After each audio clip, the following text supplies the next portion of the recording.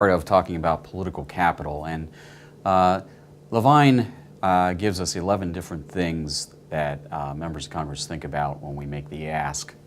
Key questions for lobbyists to anticipate when making the ask. The first thing is a member of Congress will ask themselves, is this good public policy, right? If this is an important issue that's important to my constituents, that's good. If it matches up between the lobbyist's interests and the member's interests, that's good, right? Rightness of fit, I guess we could call that. What will my constituents think? And again, remember the number one goal of members of Congress is re-election. So in focusing on that, if I can make this an issue that is important to my constituents, I can pretty much do anything that I want. If I can reframe this issue as being of something important to my constituents, that's a good thing.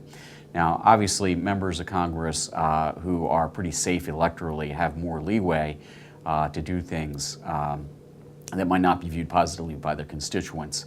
But again, for the most part, most members run scared and believe that they might be the next target for some group to knock them off, so they really want to jive it with their constituents. Is it an important matter, especially for your constituents? There are a lot of issues that are really highly visible and a lot of them that aren't. If this is not a very highly visible issue, then I can probably get away with doing it because it'll fly under the radar and I don't really care so much about it for my constituents.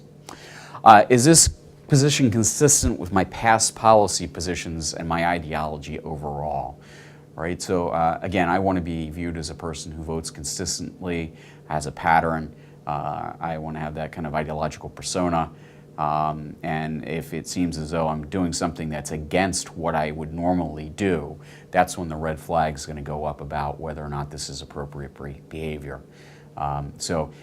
You can't come in and ask as an advocate that I do something that I have not consistently done in the past that's completely against what I believe in. What will my colleagues think if I do this? Is this something that is going to be viewed as being sheer kind of being in lockstep with a lobbyist at the expense of my own reputation? How is it going to affect my relationship with other members of Congress? How is this going to be perceived by everybody else in the Washington community, right? I want to be able to use this as a member of Congress to be able to credit claim, to make it look like I'm getting something accomplished in Washington, that I'm working for my people. And will this kind of will this be a detriment to that kind of persona that I'm trying to create, or will, even worse, make me look like I'm in the hip pocket of some lobbyists, which is certainly not something I want to do. Another thing that I'm going to have to ask myself is, who's going to oppose this and how much intensity? Particularly if I'm a member of Congress and this is something that's of marginal interest to me, how much political capital do I have to expend here? Am I going to fight against somebody who's got a very strong backing from other members of the Congress and other interest groups? How much do I really want to fight on this issue? How important is it to me? Those are things that are going to be key considerations. Also, a member of Congress is going to ask themselves, what's my party position on this, right? Is this something that actually has a chance to be supported by other members of my political party? Does it have a chance to pass given the current environment of Congress? I have to think about my own career.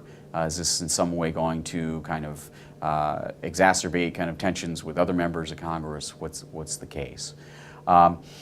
Does the president have a strong position on this matter, right? If the president's of my political party, generally all things being equal, unless it's important for my constituents, I will support the president's position. So you can't very well ask somebody to oppose their president unless there's a very good reason for that. How much time does it take? And resources. Again, remember, one of the things is there's a very harried life of a member of Congress, a lot of things pulling them in different directions. If this is going to take too much time and expend too much capital and very minimal gain, probably not going to be very interested in dealing with this. And finally, will I be asking the member to contract a debt to other member or some other person? In other words, am I going to ask them to expend their political capital and then they will then owe something back to somebody else? And again, if they guard their political capital very jealously, what we're going to see is that you know, they're not going to expend something on it's not important to their district. Right? So all these are things that you have to think about prior to going in and asking a member of Congress to vote or to support your position. Right? And the key to it is really understanding what makes that member of Congress tick. And if we understand their positions, their ideology, what their party stands for, what their district looks like, if we do our homework on those things, we'll have a fairly decent profile to understand whether or not this member is going to support us.